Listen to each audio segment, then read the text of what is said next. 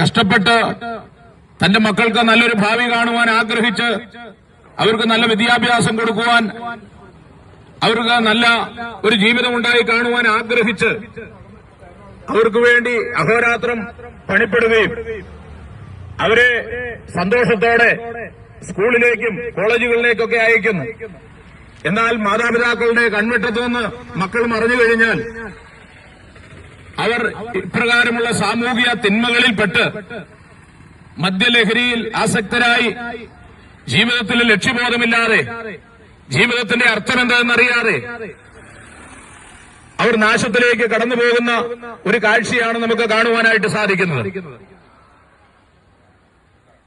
WHO world health organisation ഈയിടെ പുറപ്പെടുവിച്ചതായ ഒരു